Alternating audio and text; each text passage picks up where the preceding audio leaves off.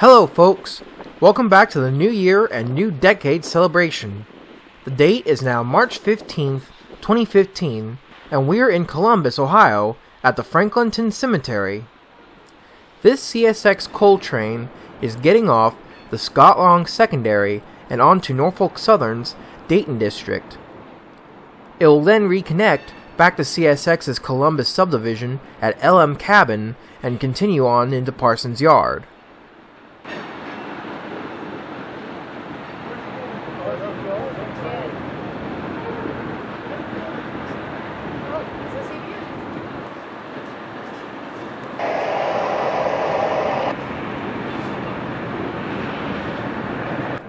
After seeing the CSX coal train here, we then moved to Lenora Avenue, just west of Highland Avenue Railroad crossing on the Dayton District. Just east of the crossing was a Norfolk Southern freight train with all UP power on it. NS normally does their crew changes here for trains getting on or off the Dayton District here. We then saw the locomotives pull away with two flat cars, leaving the rest of the train behind on the main line.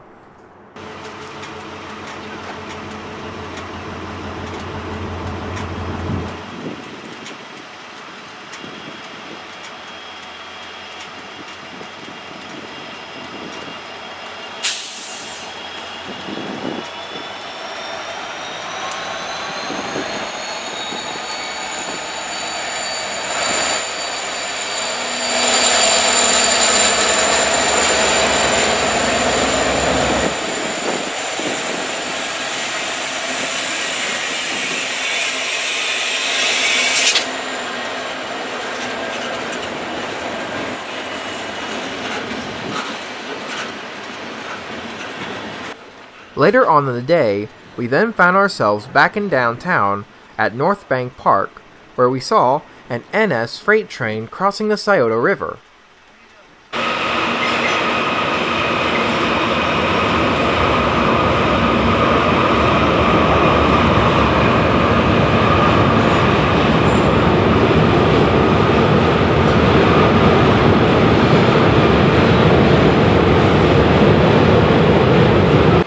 The city of Columbus provides a great backdrop for the train crossing this river.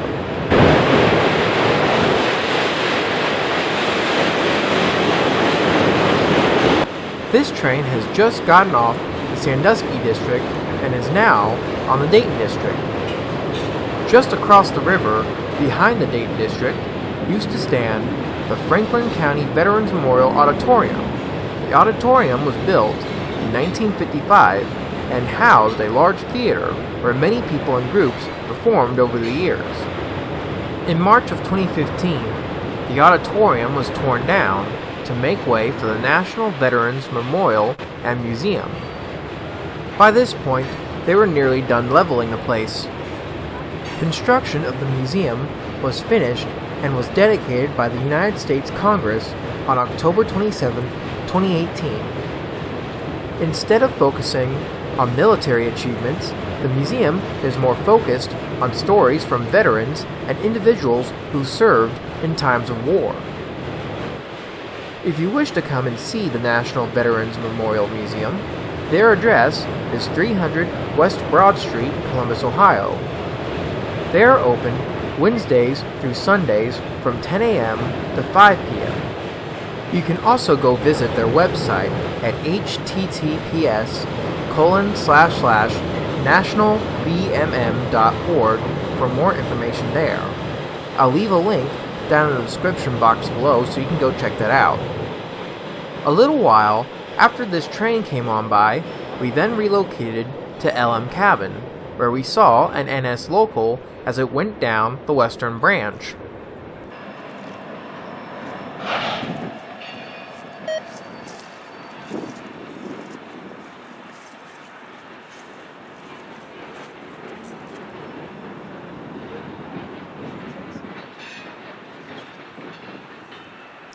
Now, for people and rail fans who don't live in Columbus, I wouldn't be surprised if you guys thought that Columbus didn't have any passenger stations left.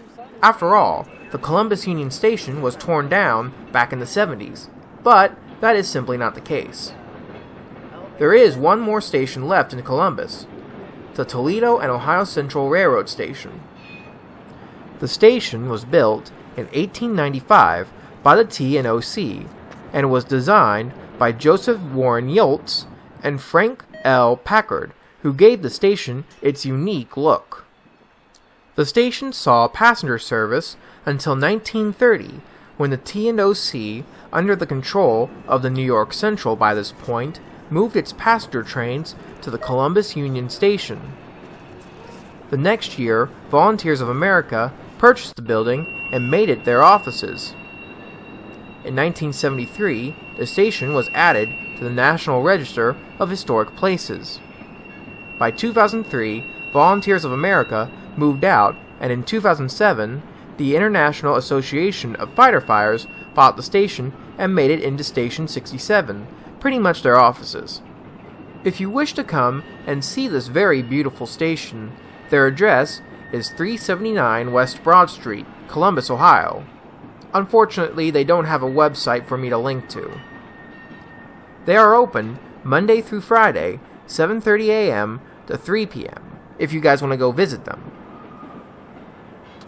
Although the station hasn't seen passenger service since the 30s, it's still located right next to NS's main line. So maybe in the future, if Columbus is maybe thinking about maybe doing commuter service, I think maybe they have a station to look into.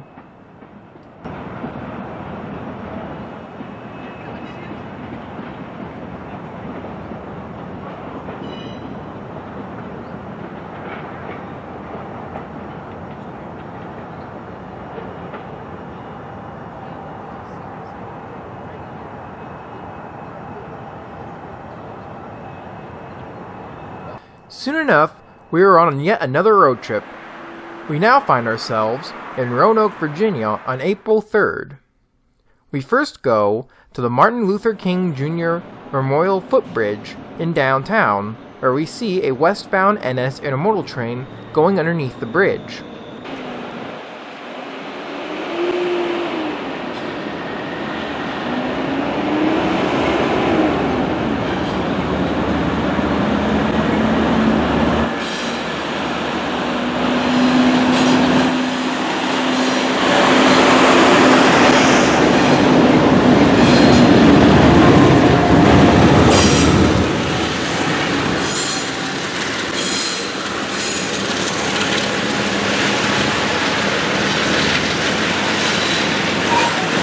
We were on a road trip to Norfolk, Virginia, but as part of the trip, I had us follow the old Norfolk and Western Main Line from our hometown, Columbus, Ohio, to Norfolk, Virginia. On this day, the plan was to explore downtown Roanoke before continuing on our way to Norfolk. Roanoke is a well-known hotspot with at least 6 lines running into the city. As a matter of fact, we are at the junction where 4 of these lines meet. This train has just gotten off the Blue Ridge District and is entering onto the Roanoke District. It will come to a stop in North Yard to do a crew change.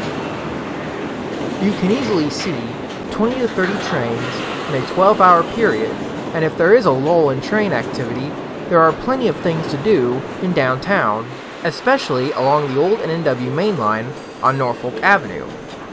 At the time of our visit, there was a train watching gazebo and tons of railroad artifacts, including this map of the NW system. This map might be a little inaccurate, but it does do a great job in showing how big the NW was. At the time of our visit, construction of an Amtrak station was just beginning. The Virginian Commonwealth Transportation Board wanted to expand Amtrak's Northeast Regional train service from its current stop in Lynchburg, Virginia, to Roanoke.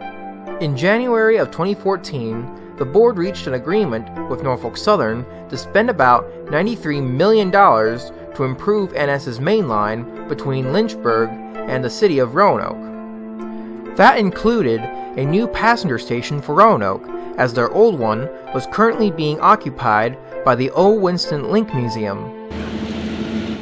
While we were down at ground level, we then saw a westbound NS empty coal train come right on by.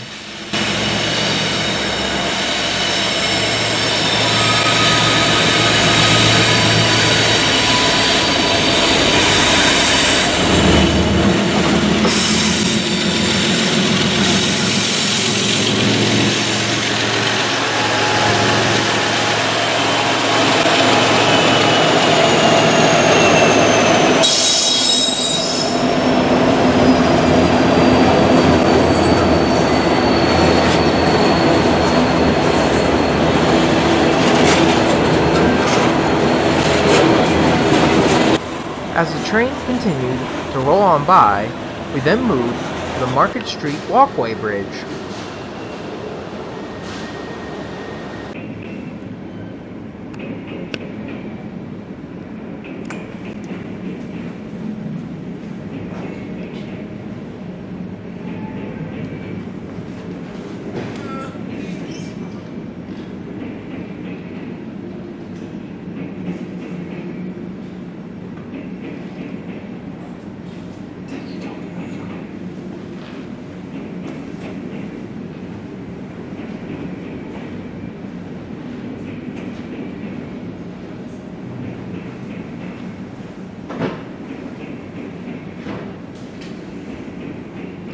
As soon as the end of the coal train passed underneath us, we then saw an eastbound local coming towards us with a rare piece of equipment on the rear.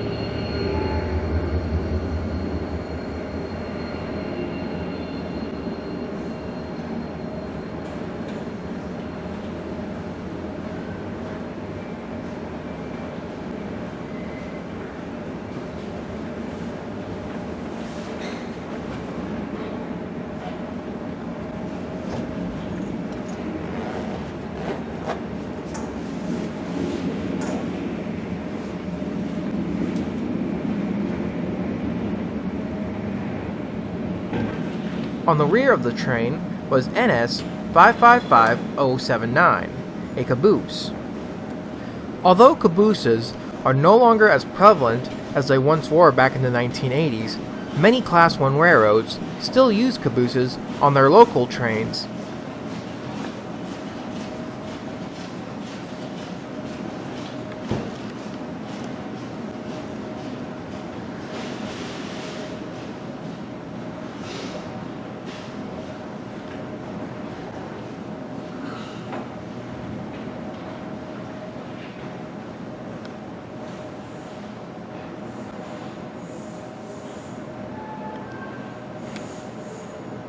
After that train went on by, we then visited the Virginia Museum of Transportation. The museum, as the name implies, has many artifacts here. They even have a great car collection here. My favorite car here was the DeLorean, definitely not for Back to the Future reasons. Alright, it was for Back to the Future reasons. Come on, it was a great trilogy. And if you don't know what I'm talking about, Great Scott! What are you doing watching my video? Stop what you're doing right now and go watch Back to the Future 1, 2, and 3. You are doing a disservice if you have not seen that film. Just stop the film and stop watching this and go watch Back to the Future. It has nothing to do with this film, but trust me, you won't regret it. Well, anyway, besides that, the museum is best well known for its train collection. As a matter of fact, this is where Norfolk & Western 611 was on display before going to Spencer for restoration back in 2014. There are many pieces of equipment on display here. Up front on display was Wabash 1009 and EMD E8, Norfolk & Western 1776 and EMD SD45 painted in the U.S. bicentennial colors, and Norfolk & Western 1218.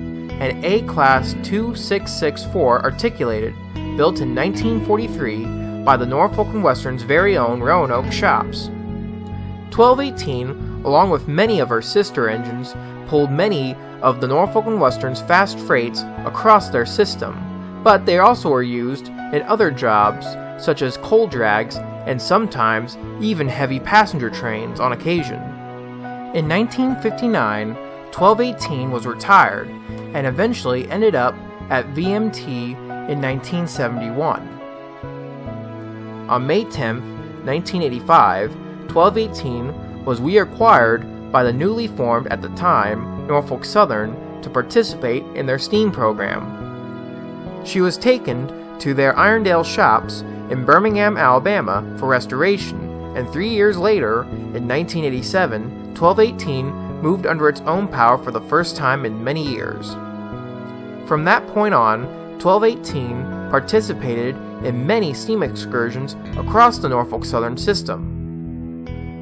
After 4 years of service, in 1991, 1218 was then taken back to the Irondale shops for an overhaul.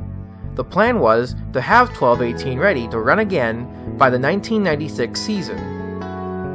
But, as we all know, by this point that didn't happen because of Norfolk Southern's abrupt end to their steam program in 1994. When that happened, 1218 was then reassembled and towed back to her birthplace in 1996. In 2001, 1218 was finally redonated back to VMT, where she has sat on display ever since. Trust me, if you're ever in Roanoke, the Virginia Museum of Transportation is a must-see for anyone visiting the city. They are located at 303 Norfolk Avenue, Roanoke, Virginia. They are opened Monday through Saturday from 10 a.m. to 5 p.m. and Sundays from 1 to 5 p.m.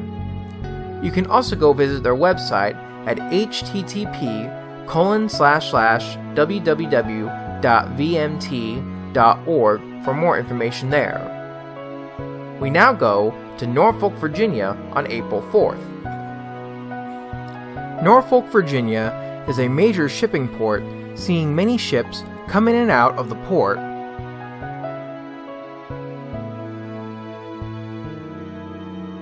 It's also a major U.S. naval port with many naval ships visiting here. There are many things to do in Norfolk, and one of them is to visit the Nauticus Museum. The Nauticus Museum is a maritime science center and museum full of artifacts and all sorts of cool things. But by far, the most prized possession of the museum is not even in the building itself, but out on the water. The USS Wisconsin. Launched on December 7th, 1943, she is an Iowa-class battleship. She was built by the Philadelphia Naval Shipyard in Philadelphia, Pennsylvania, as part of an order of 6 Iowa-class battleships: the Iowa, the New Jersey, the Missouri, the Illinois, and the Kentucky. The Illinois and Kentucky were later canceled during their construction, resulting in only 4 of them being built. The Wisconsin, along with her 4 sisters, were built at the height of World War II, and as part of it, they were based in the Pacific Theater. After the end of the war, the Wisconsin, along with the Missouri, sailed into Tokyo Bay, and on September 8th, the Japanese surrendered on board the Missouri. After World War II, she would then serve in the Korean War, helping the United Nations and the South Koreans defend against the communist North Koreans. After both wars, she and her 3 sisters were then decommissioned on March 8, 1958. She and the Iowa were then made as part of the United States Naval Reserve Fleet, nicknamed the Mothball Fleet. She stayed as part of the Mothball Fleet until August 1st, 1986, when she and the Iowa were then recommissioned into the Navy as part of President Ronald Reagan's Naval Security 600-ship Navy. The Wisconsin would then serve in the Gulf War as part of Operation Desert Storm. After the Gulf War, the Wisconsin was then finally decommissioned on September 30th, 1991. Then, on April 16th, 2001, she then became part of Nauticus as a museum ship, where she has stayed ever since. Despite being at Nauticus, she is still owned by the Navy and is still part of their mothball fleet. If you wish to come and visit Nauticus and the USS Wisconsin, they are located at 1 Waterside Drive, Norfolk, Virginia. They are opened Tuesday through Saturday from 10 a.m. to 5 p.m. and Sundays from 12 p.m. to 5 p.m. You can also visit their website at https://nauticus.org for more information there. Besides Nauticus, we also visited Norfolk Southern's huge Lamberts Point coal terminal. Lamberts Point is Norfolk Southern's largest and fastest transloading facility for coal. This is where most coal trains coming from West Virginia eastward end up. Located right on the Elizabeth River, the terminal has an annual throughput of 48 million tons of coal. The jewel of Lamberts Point is Pier 6. Pier 6 has two large ship loaders that allow for two ships to be loaded simultaneously with coal. Without straight-up trespassing or using a sightseeing boat, the best place to view Pier 6 is at Powhatan Sports Complex from the bleachers. From here, we saw how they were able to unload the coal cars into the ships thanks to the power of zoom. First, two loaded coal cars would be pulled up and into the coal tipple, where they would then be unloaded. Once unloaded, the two coal cars would then be pushed out of the tipple, and at the same time, two more coal cars would then be pulled in.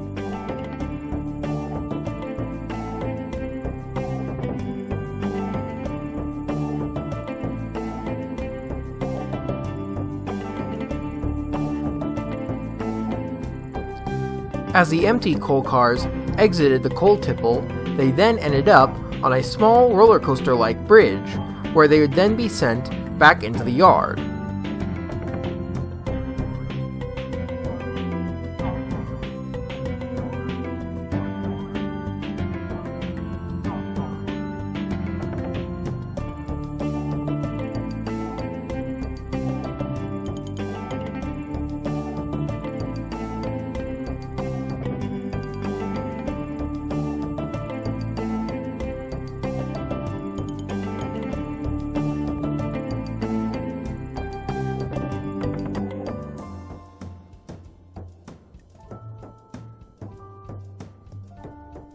These empty coal cars will end up on an empty coal train heading back for West Virginia, bound to pick up more coal. After our visit to Norfolk, we then made our way home, but not before visiting Clifton Forge, Virginia. Located in town is the C&O Railway Heritage Center. The Heritage Center is owned by the C&O Historical Society and is home to many artifacts from the old Chesapeake and Ohio Railway.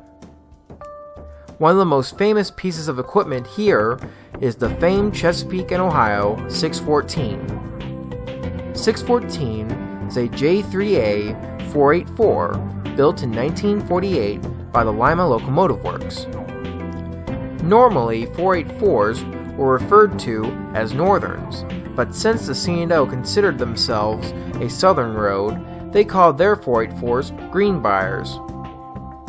614 was used on the C&O's luxurious passenger trains until it was retired in 1952, with just 4 years of service under its belt. In 1976, she was then moved to the Baltimore and Ohio Railroad Museum, where she stayed on display until 1979, when she was then acquired by Ross Roland.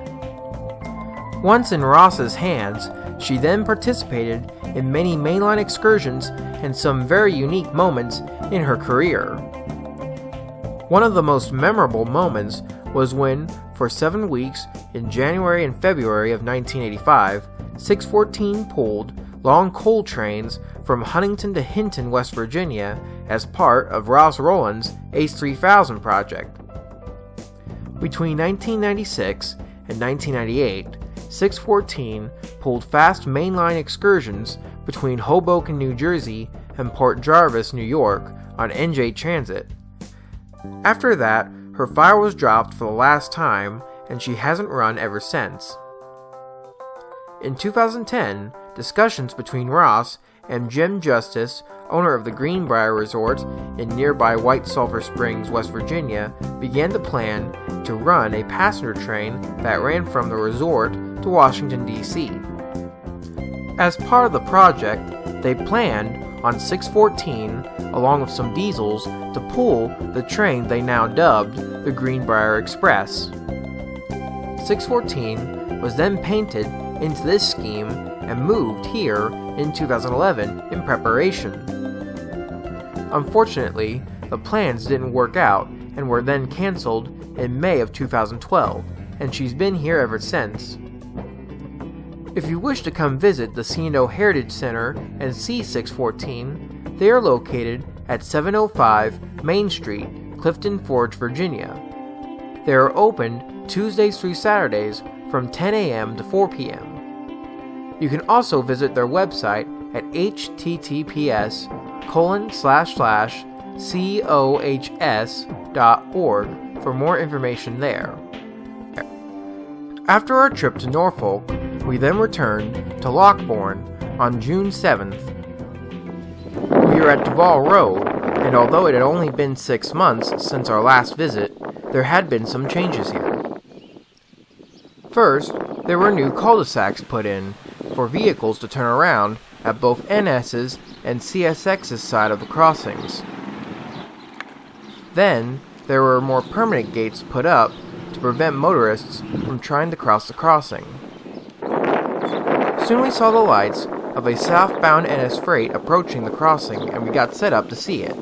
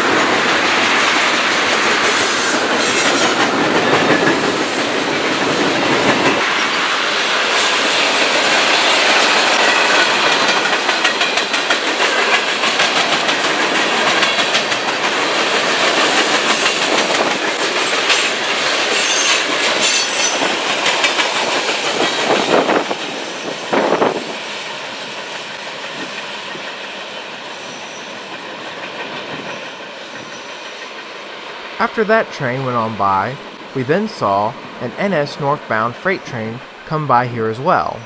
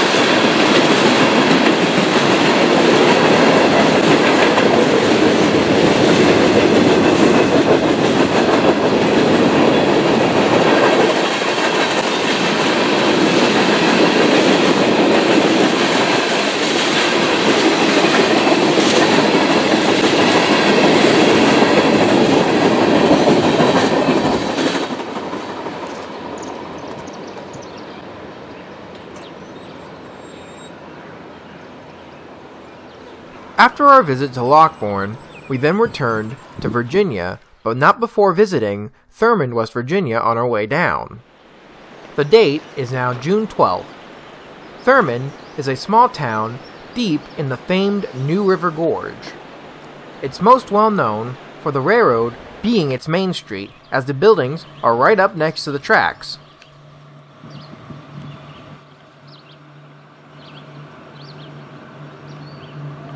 The tracks here used to be the former Chesapeake and Ohio Railroad, and Thurmond used to have a locomotive shop and small yard here.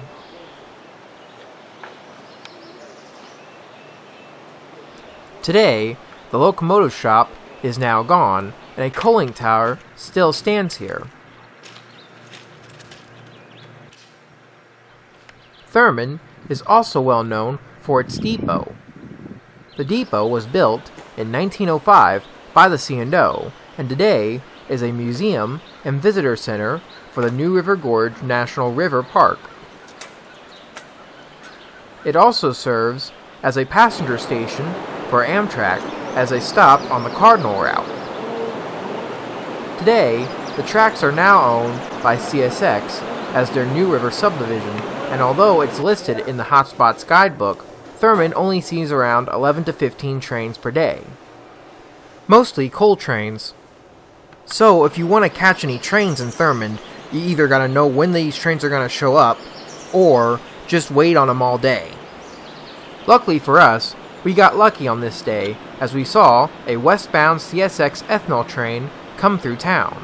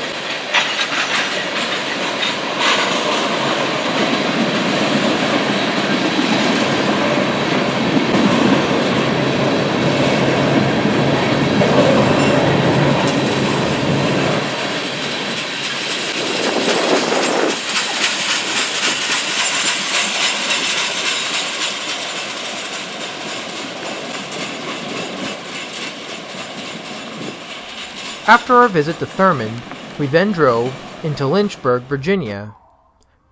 It was the next day, and we and many other people had gathered at Norfolk Southern's Mount View yard, where we saw a blast from the past pull in.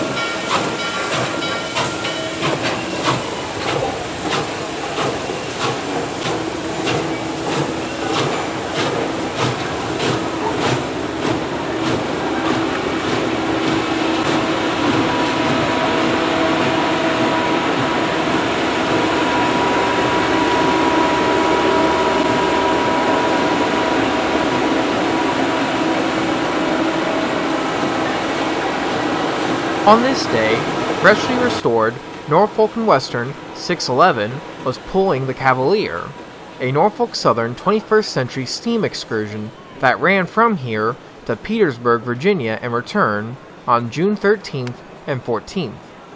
As we talked about back in 2014, 611 was taken to Spencer, North Carolina for restoration thanks to the Fire Up 611 campaign. Back in May of 2015, 611 was fired up for the first time since 1994 and thus began her second excursion career. 611 is a Class J 484 built in 1950 by the N&W's own Roanoke shops, and just like the C&O, the N&W prefer to call their 484s Js. 611 was one of 14 Js built for the Norfolk and Western to pull their passenger trains, such as the Cavalier, the Pocahontas, and the Powhatan Arrow. She pulled the railroad's luxurious passenger trains until 1959, when she pulled her last train and was retired. In 1962, 611 was then donated to the Virginia Museum of Transportation, resulting in her being the sole survivor of her class, as the rest of the J's were then scrapped. She stayed there until 1982, when the newly formed at the time Norfolk Southern acquired 611 back to participate in their steam program. During the steam program, she did many notable excursions over the NS system.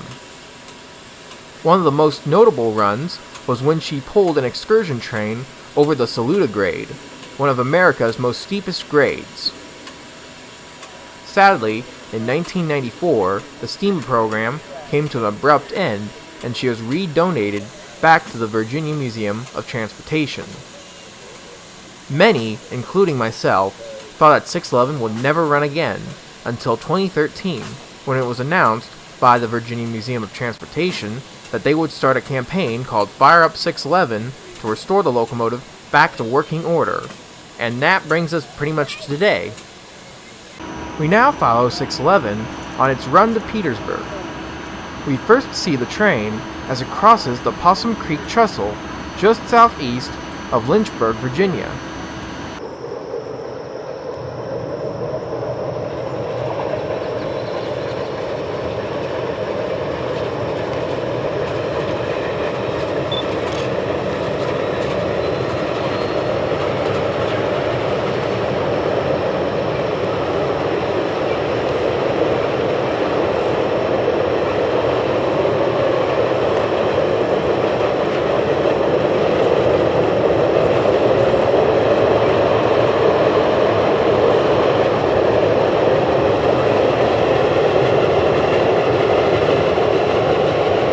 Then saw the train at the intersection of Road 621 and Highway 360, just southwest of Burkettville, Virginia.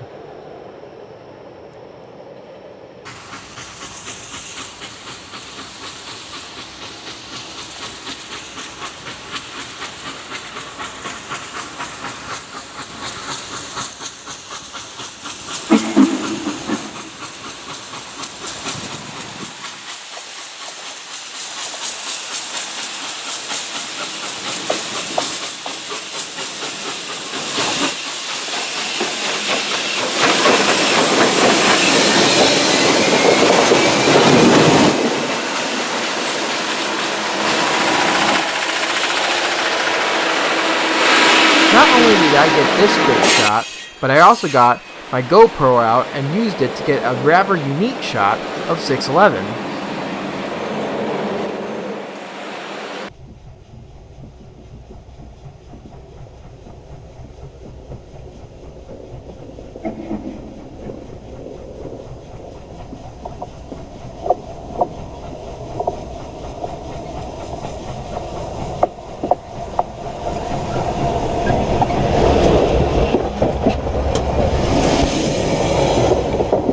We next saw the train in Blackstone, Virginia, with an impressive stack talk coming from the 611.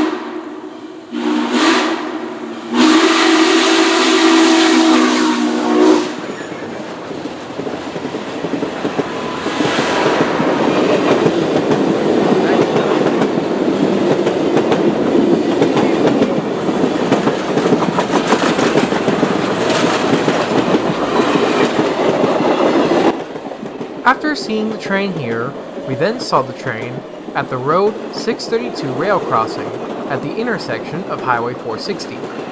This was the last place we saw the train at speed before it pulled into Petersburg, Virginia.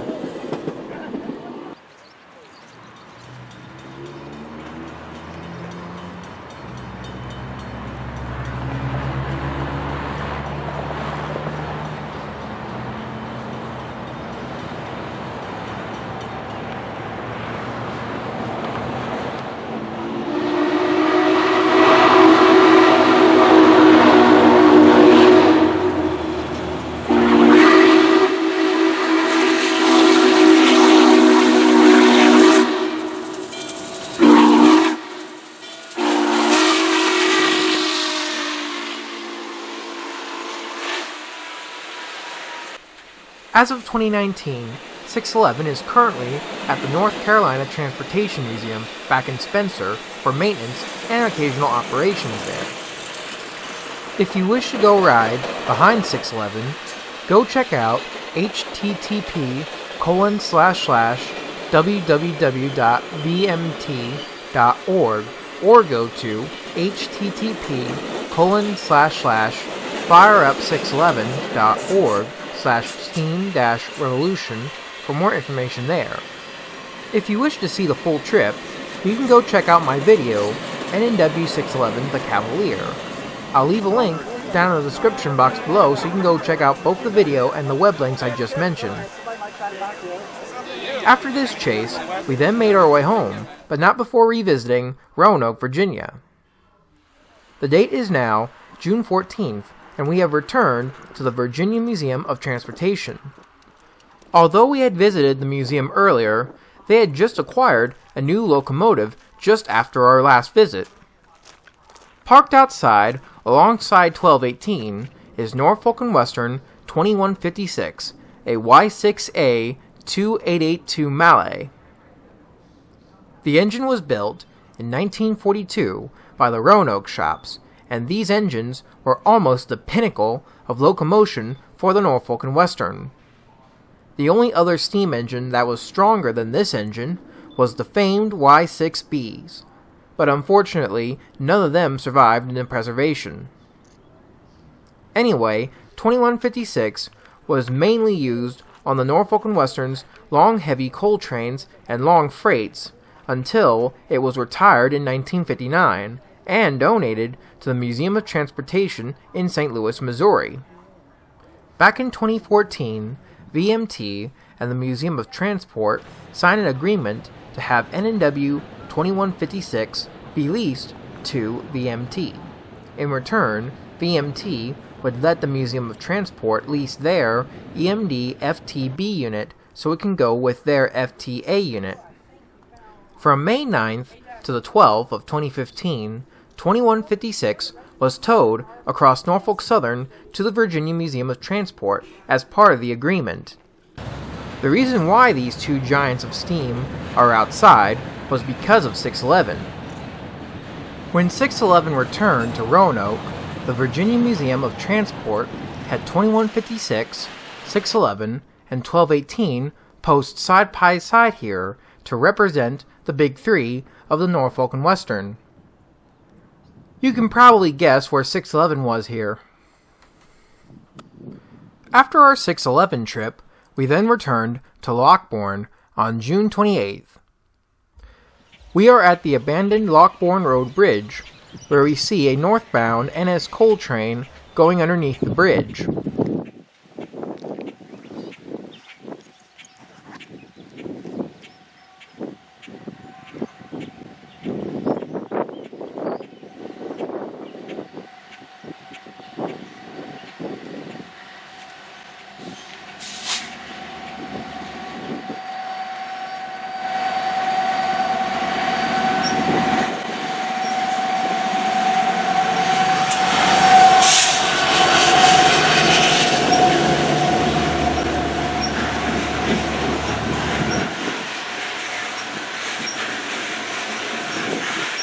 On this day, we have heard on heritageunits.com that a special locomotive was coming into town today.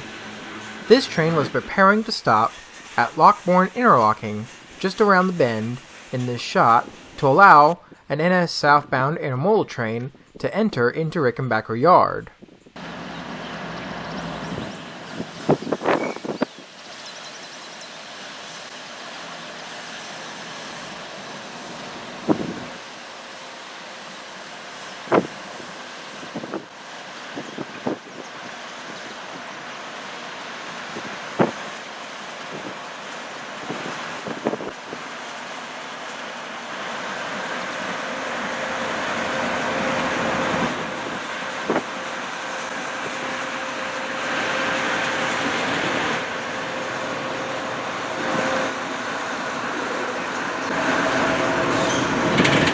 On board this intermodal train was Southern Railway 89.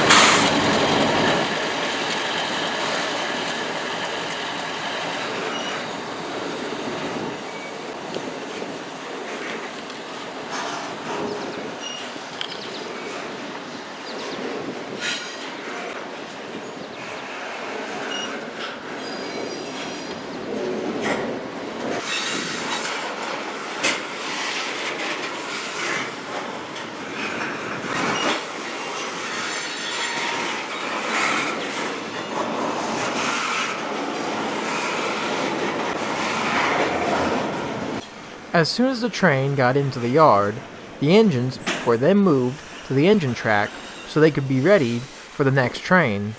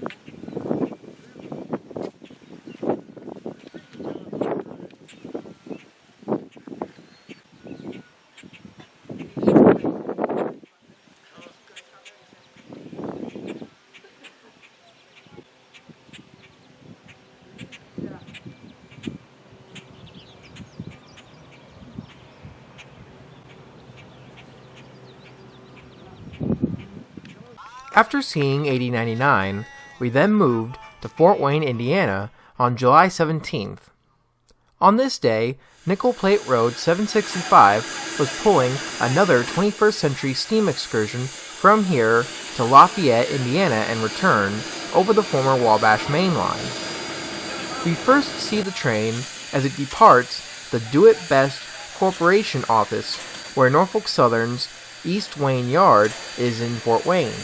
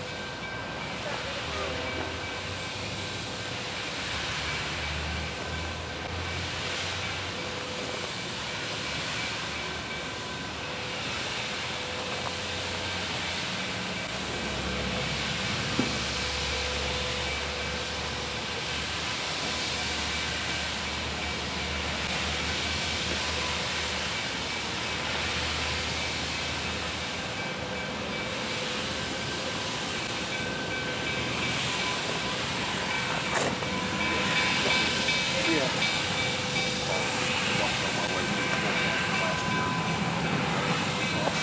Oh, okay. But we changed up the direction there.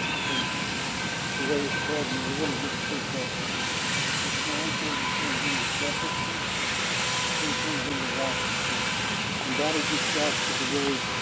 Okay. I've got a map reading. That's the worst navigator ever. I don't know why he got me. Because you're having problems. You'll always catch up with it.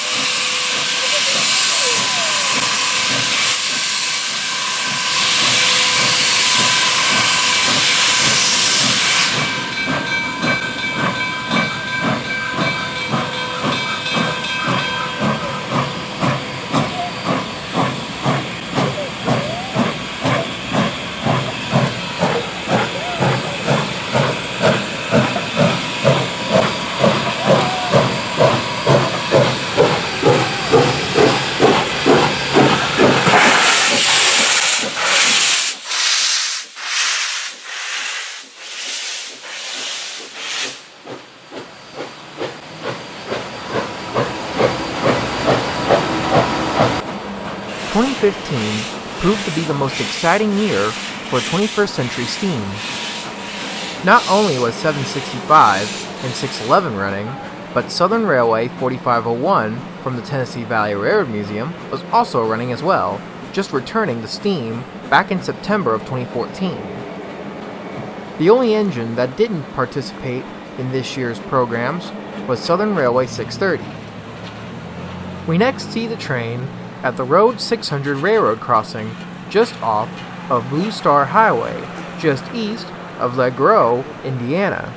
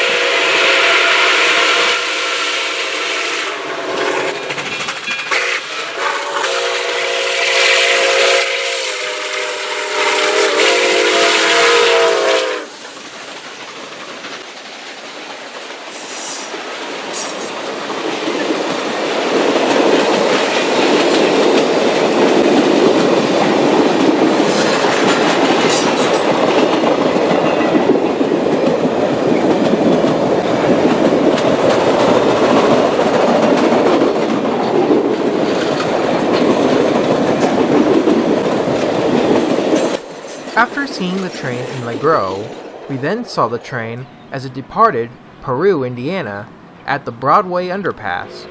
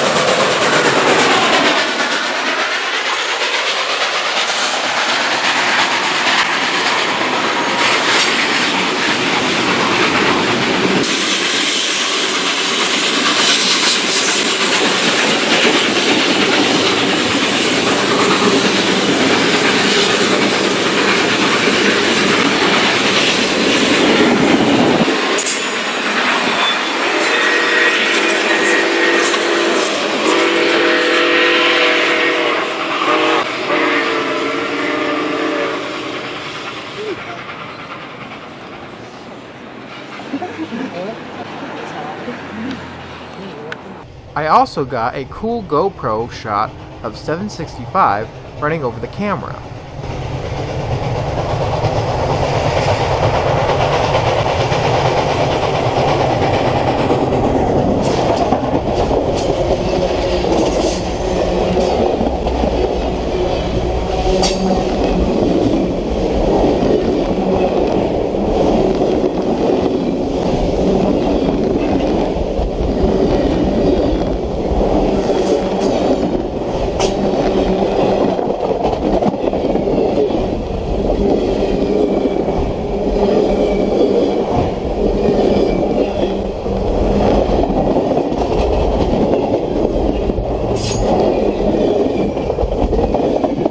After seeing the train in Peru, we then got some decent pacing action of 765 along Highway 25 southwest of Logansport, Indiana.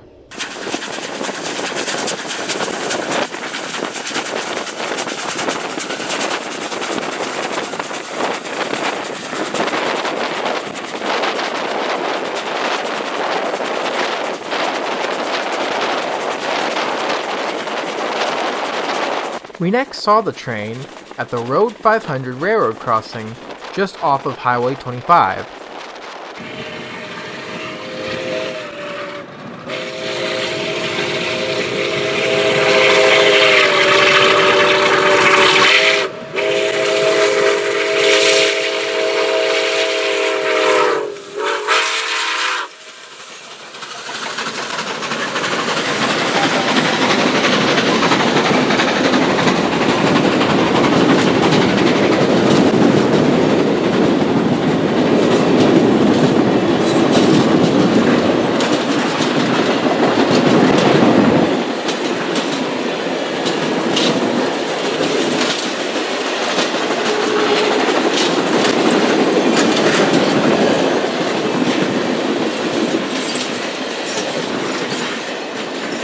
Sadly, this was the last 21st century steam excursion we chased because, by December of 2015, Norfolk Southern announced an abrupt end to the 21st century steam program. The last 21st century steam excursion was ran on September 26th and 27th from Macon to Tennille, Georgia, and returned by Southern Railway 4501. The official last run was supposed to be on October 3rd and 4th from Atlanta to Taco, Georgia, and return behind 4501, but it was canceled thanks to Hurricane Joaquin. Although the program is now done, its effects can still be felt by many in the railroading scene. If it wasn't for the 21st century steam program, engines such as Southern Railway 630, 4501, and Norfolk and Western 611 may not be running at all today. I covered this entire trip in my video NKP 765, the Wabash Cannonball. I'll leave a link for the video down in the description box below so you can go check out that video. After our visit to Indiana, we then went to Mason, Ohio on July 20th. On this day, my whole family had came down to Kings Island to have a great time. We rode the rides and played the games, and though I decided not to bring my normal camera, I decided to bring my photography camera, which can also do video as well. While here, I decided to film the trains of the Kings Island and Miami Valley Railway. I covered this trip in my video, John's Train Adventures, episode 31, Kings Island and Miami Valley Railway, and when I released this onto YouTube, I originally thought that this video would only get a small amount of views. I was pleasantly surprised when I saw the video get as popular as it did. We'll now observe the trains as they pull in and out of the Losanoville station in Kings Island.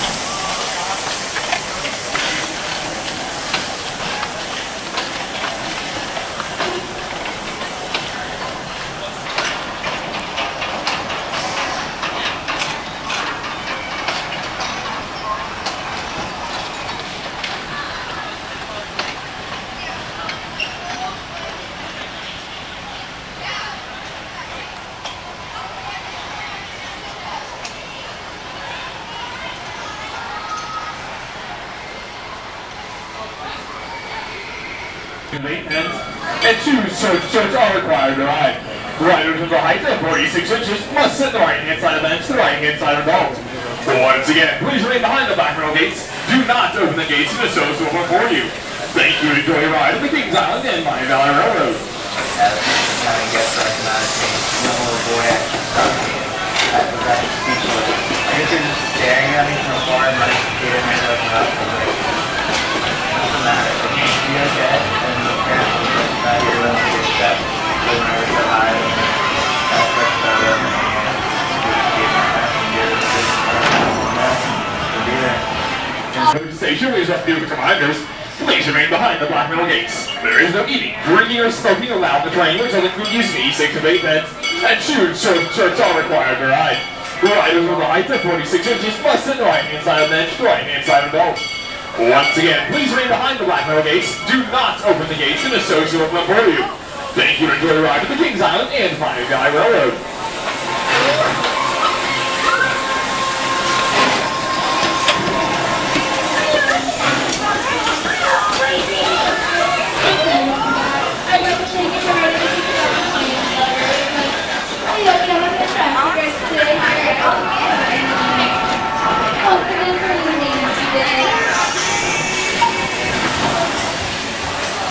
Ladies and gentlemen, as the train approaches the station, we have just a few reminders. There's no eating, drinking, or smoking allowed on the train. Shoes, shorts, and shirts are required to ride. Before boarding, make sure all members of your party are with you. Please remain behind the black metal gates. They will be open for you by an associate. Thank you and enjoy your ride on the Kings Island and Miami Valley Railroad.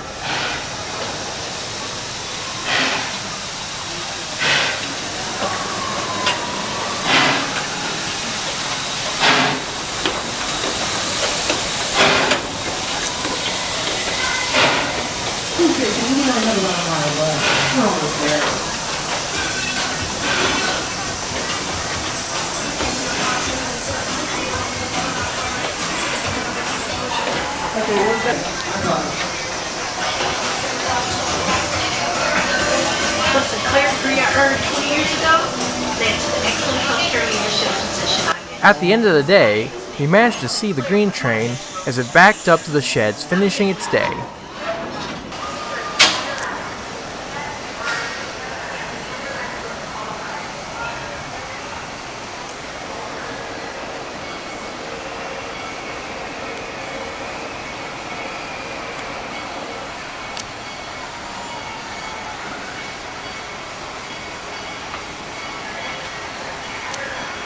Hello.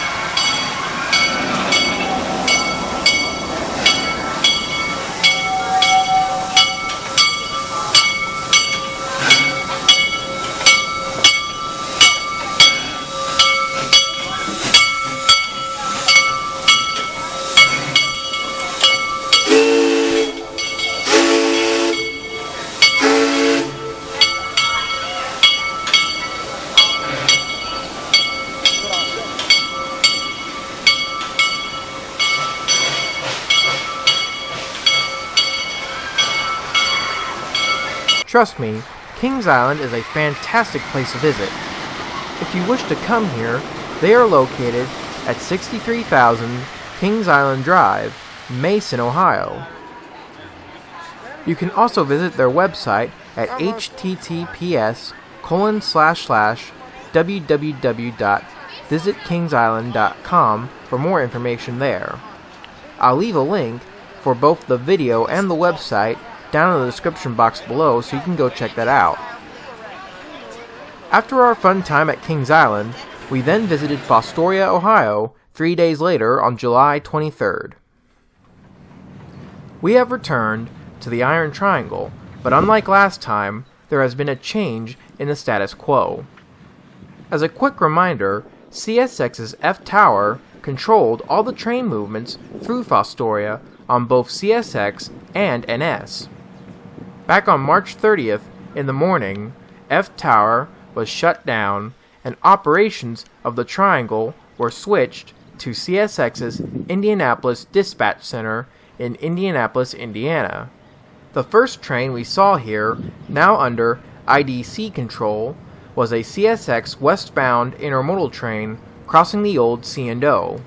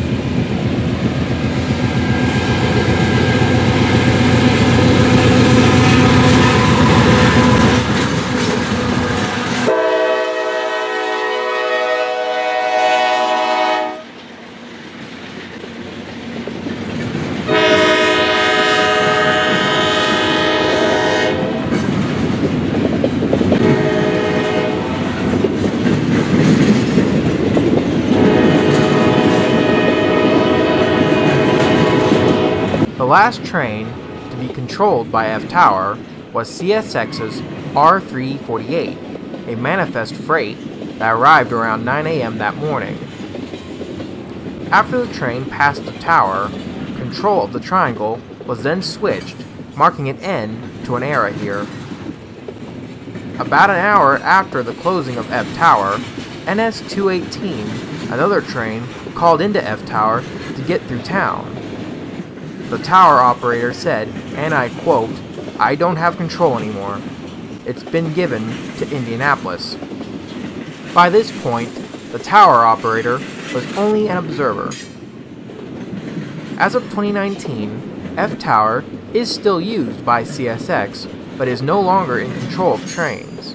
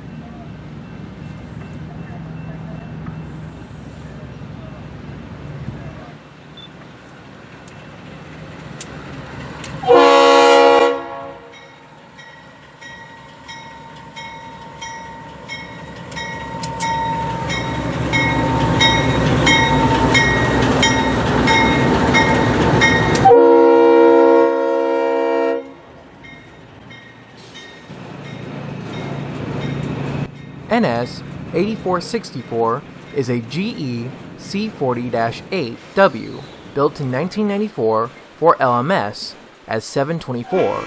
And no, I don't mean LMS of Great Britain. LMS of America stood for Locomotive Management Services. It was a leasing company started in 1994 as a joint venture between Conrail and General Electric. Although Conrail owned the engines, they were given to LMS to manage. Besides Conrail, Union Pacific and Canadian National also had some LMS locomotives. When the Conrail split-up occurred in 1999, LMS was dissolved and the Conrail-owned LMS engines were divided between Norfolk Southern and CSX. After LMS was dissolved, Union Pacific didn't keep theirs, but the Canadian National did. As of 2019, the C-40-8Ws on Norfolk Southern are all being retired and sold for scrap. Although CSX still has theirs, a good chunk of them have been sold off or retired. Luckily, Canadian National still has their LMS engines, mainly being used on the CN's Illinois Central lines. After this train got by, we then saw a meet between a CSX freight with 3 more former Conrail locomotives leading, and a CSX intermodal train with CP power at the point.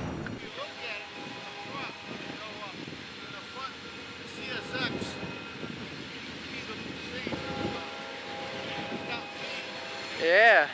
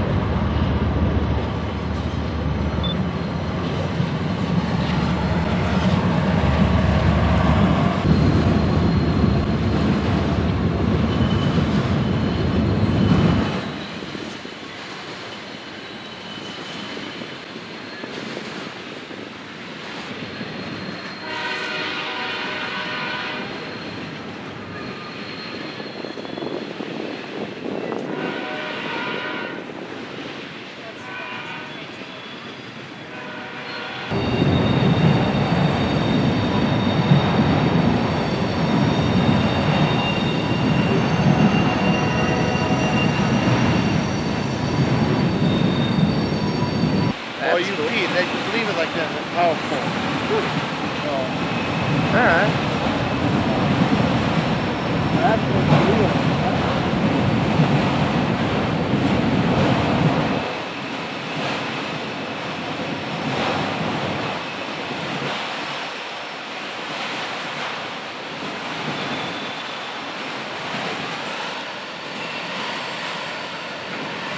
That's nice. That's a nice. Ones you don't see once in a while. You see. I'm from East Point, Michigan.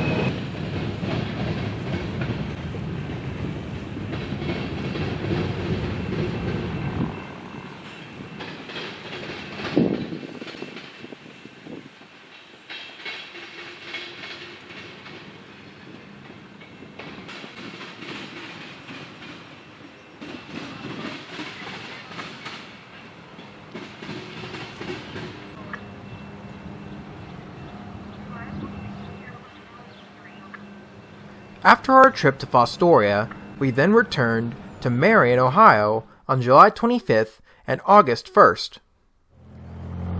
We were back at the Marion Union Station, and the first train we saw here was a northbound NS coal train.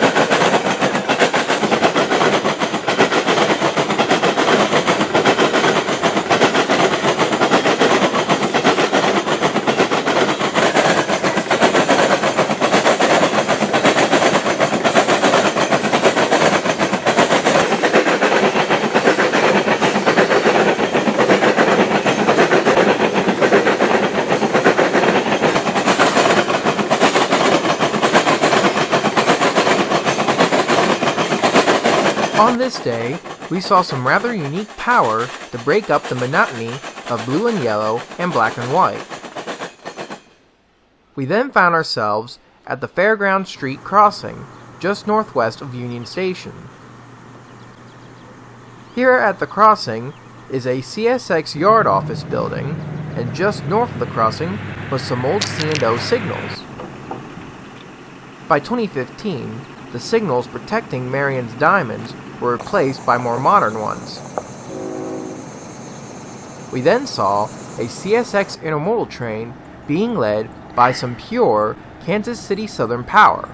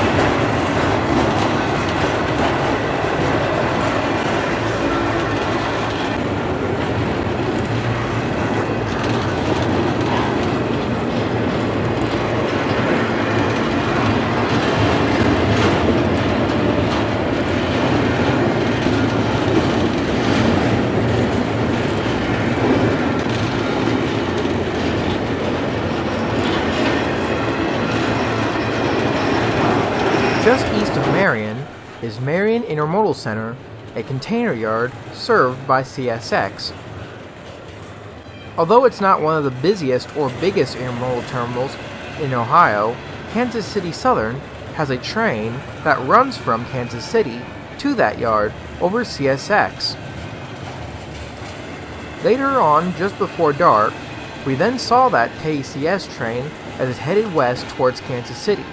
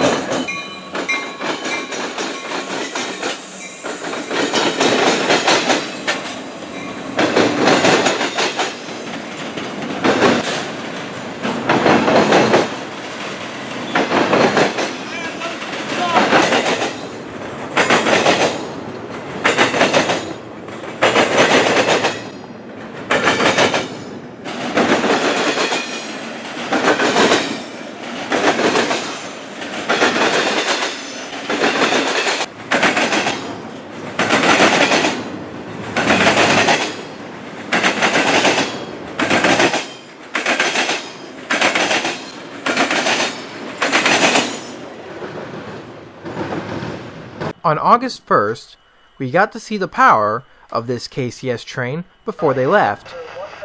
At the Pole Lane Road crossing sits today's power for the KCS intermodal train. Kansas City Southern 3904 and 3936, two EMD SD70 Max, both built in 1999. We then moved back to the Union Station, and then saw a southbound NS Freight with two Union Pacific locomotives leading.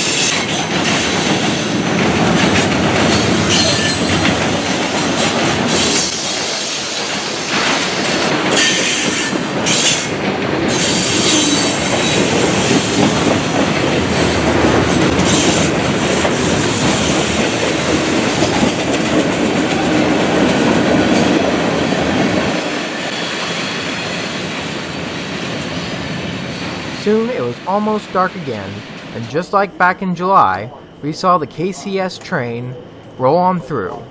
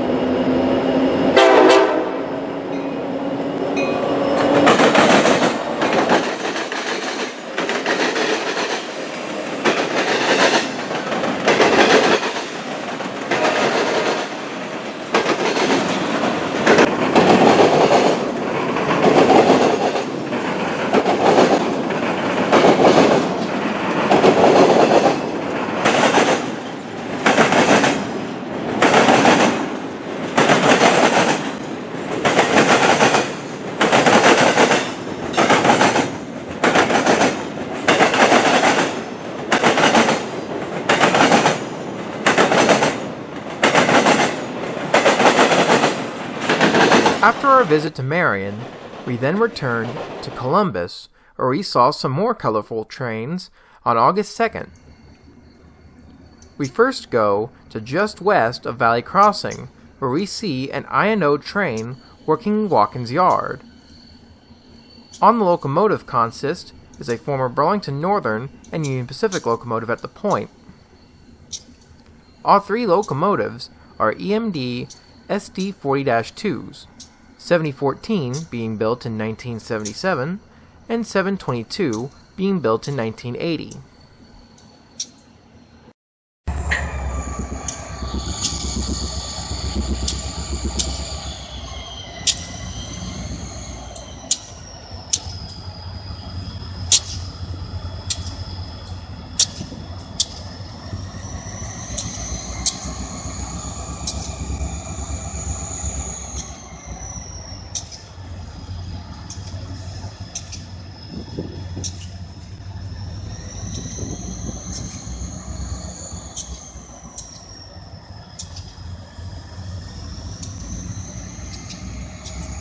We then moved to September 19th, where we saw the Conrail Heritage Unit as it entered into Watkins Yard.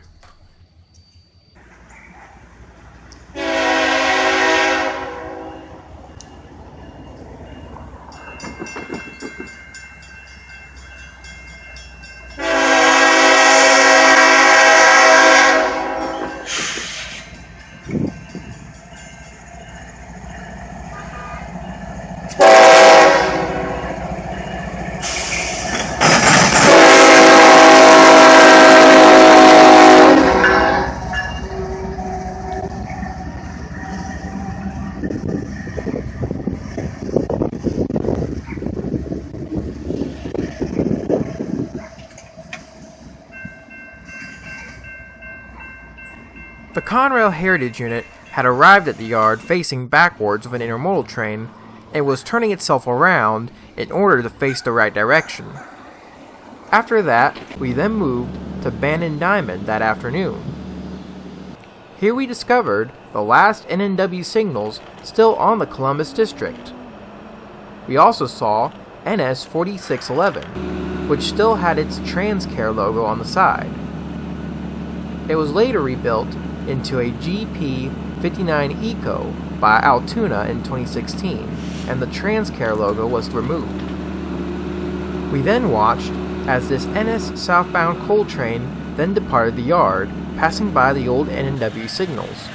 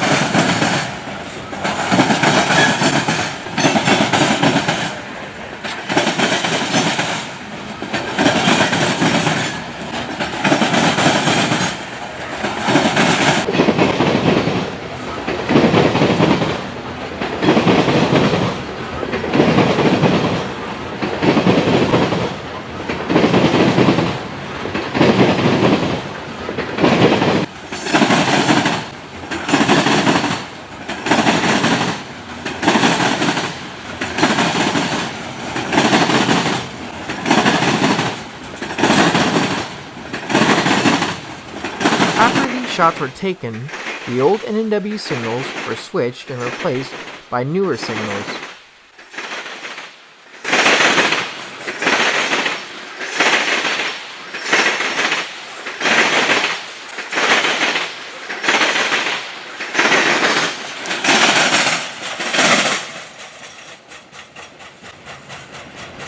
Before we move on, I saw one more special train here on October 1st.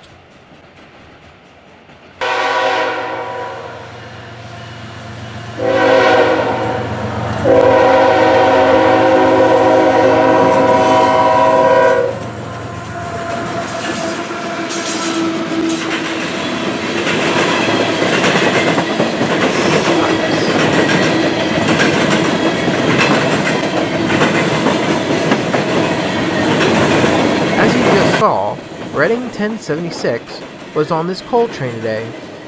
Before coming out here, I had heard off of HeritageUnits.com that Erie Lackawanna 1700, the newest Heritage engine that NS had made at the time, was coming up the Dayton district. Not wanting to miss the opportunity, I came out here as quickly as I could, only to see 1076 come by. After the train came by, I then came to the realization that whoever made the report must have picked the wrong engine.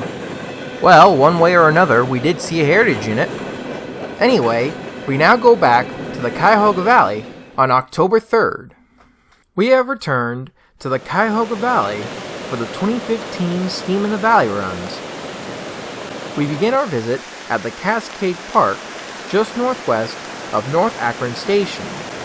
Here, the Cuyahoga Valley Scenic Railway's main line crosses over the park on this impressive bridge, where we saw CVSR 6771 pulling out with 765 in tow.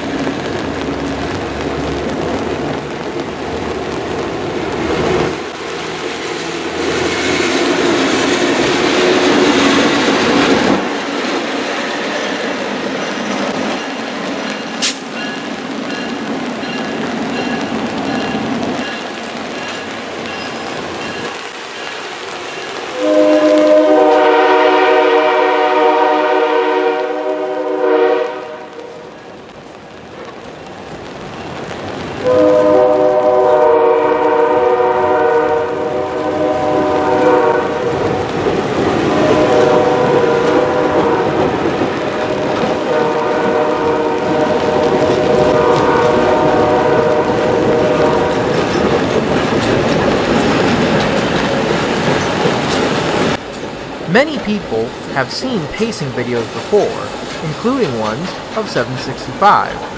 But have you seen one of 765 going backwards?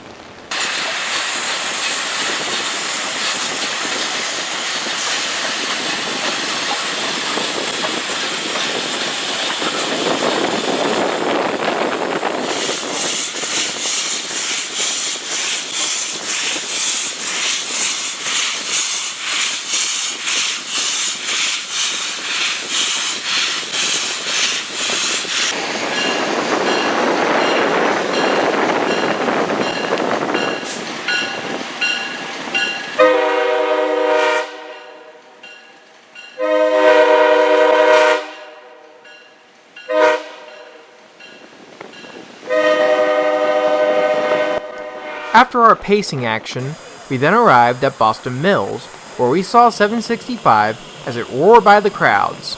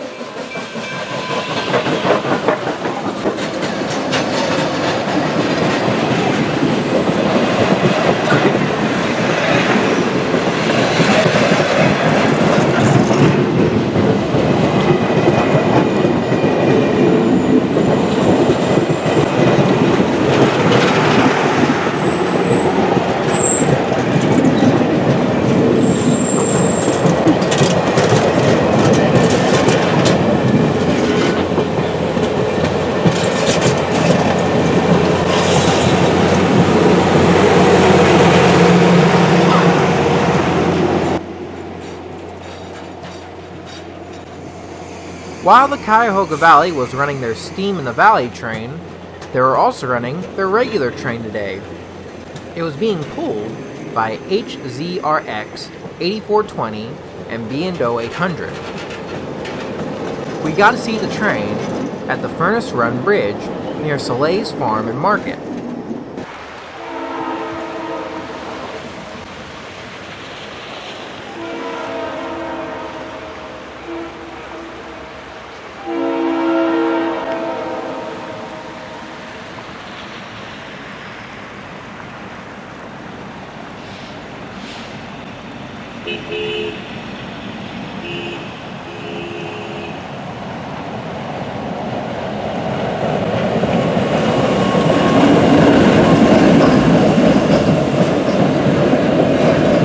HZRX 8428 is a rebuilt EMD GP10-1 built in 1952 for the Frisco as 623, and B&O 800 is a Montreal Locomotive Works FPA-4 built in 1959 as Canadian National 6780.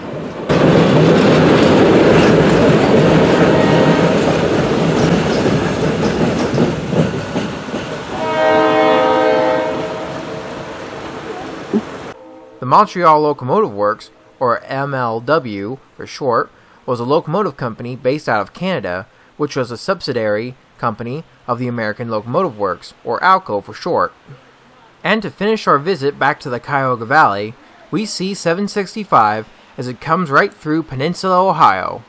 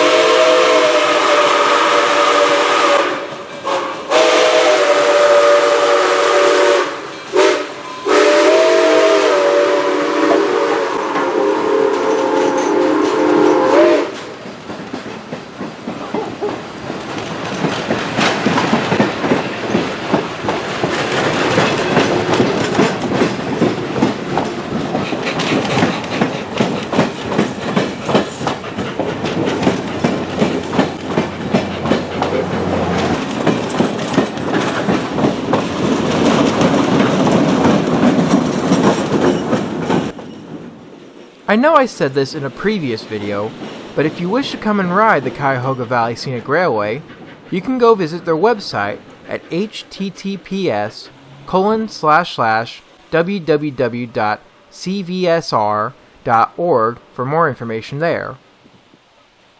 Although we had finished our visit to the Cuyahoga Valley, we then visited Berea, Ohio, before going home. We first see a CSX eastbound freight with a standard cab leading.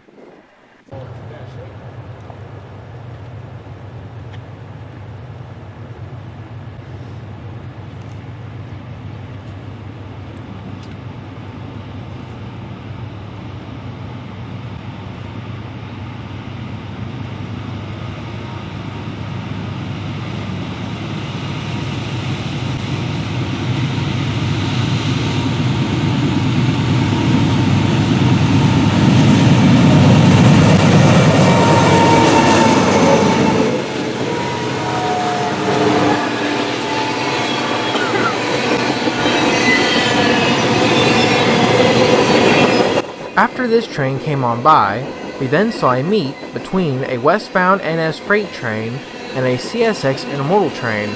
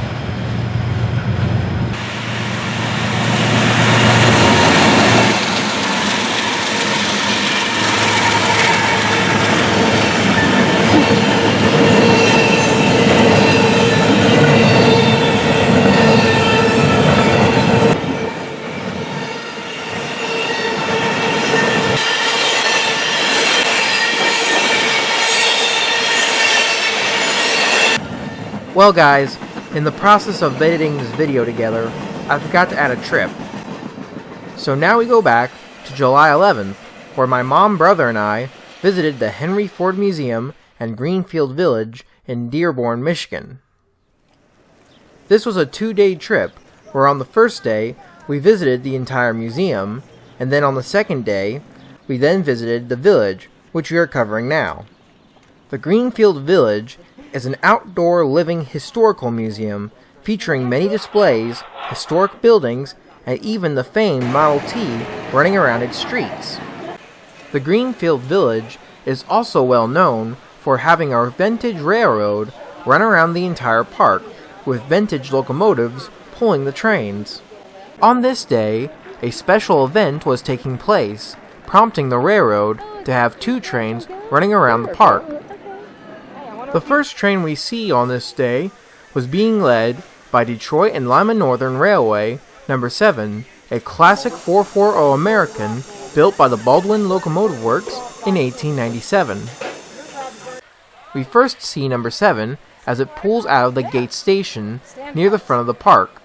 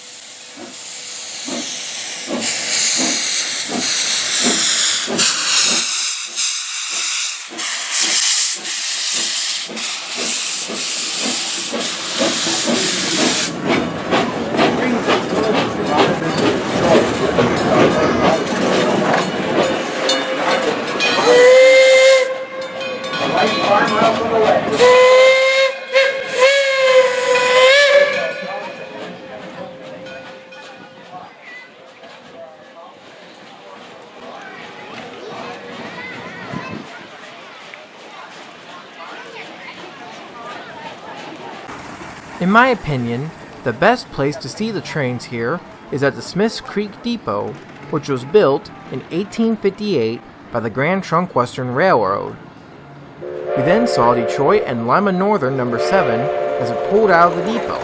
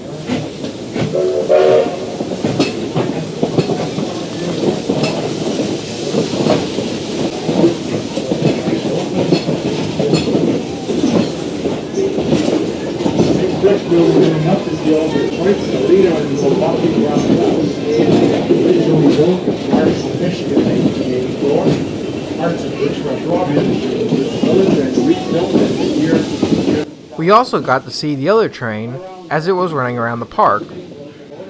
This was being pulled by Edison No. 1, another yet smaller 440 American. It was originally built as a 040 in 1870 by the Manchester Locomotive Works, but it was later rebuilt as a 440 in 1932. We now watch as the Edison pulls out of the depot with its train.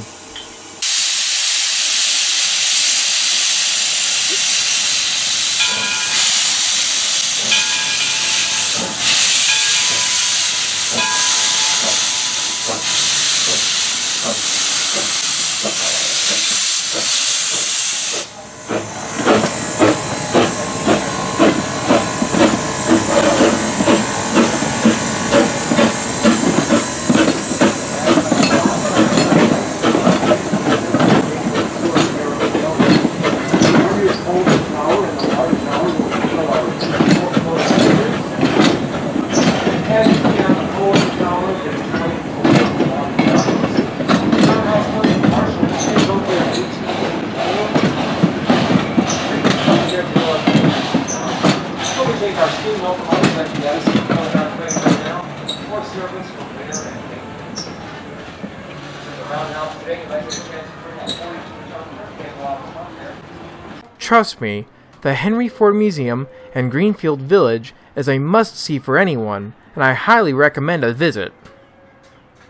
I covered this entire trip in my video, The Henry Ford Museum and the Greenfield Village. I'll leave a link down in the description box below so you can go check out that video. Also, if you wish to come and visit the park, they are located at 20900 Oakwood Boulevard, Dearborn, Michigan. You can also visit their website at https://www.thehenryford.org for more information there. We now move to December 12th, where we find ourselves in Lockborn. We are at the abandoned Lockborn Road Bridge, where we see a northbound CSX freight as it goes underneath the bridge.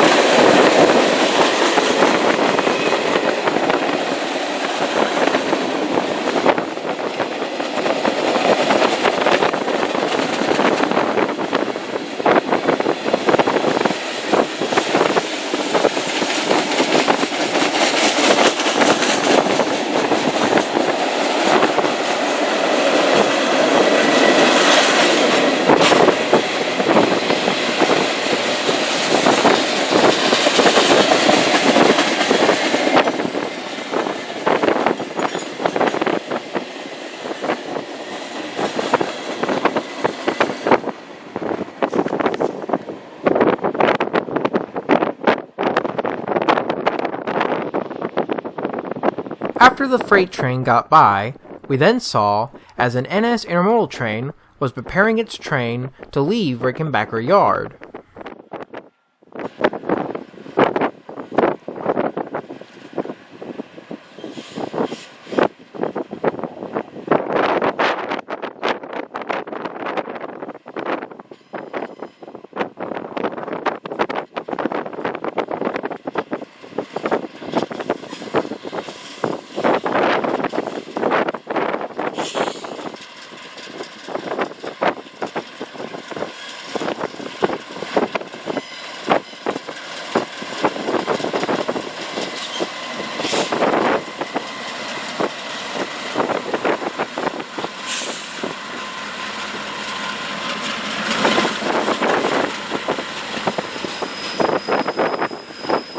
As the train was being assembled, we then saw a green signal appear on the northern sub.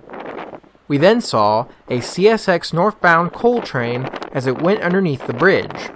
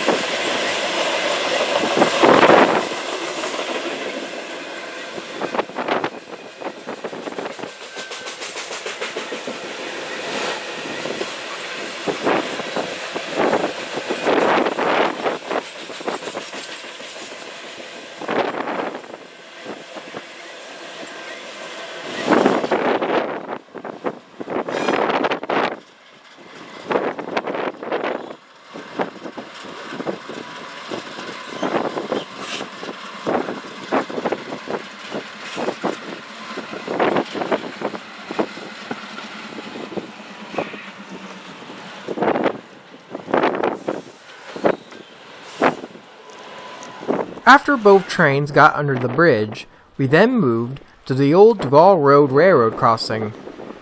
By this point in time, both crossings on NS and CSX were torn out. We then saw a northbound NS grain train as it came on by the crossing, well, former crossing.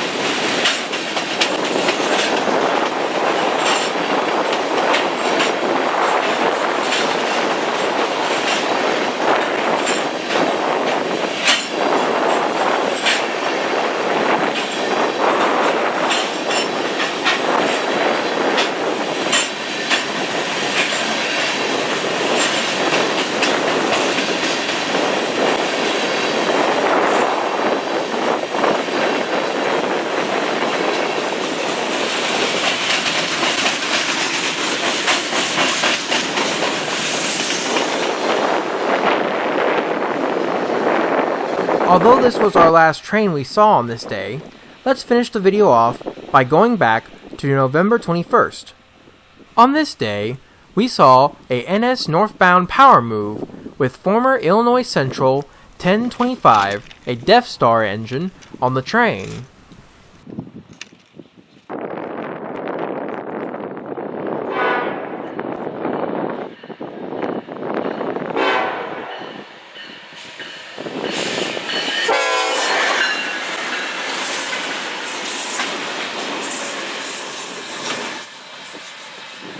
After that train came by, we finished the video off by seeing an NS southbound freight train come roaring on by.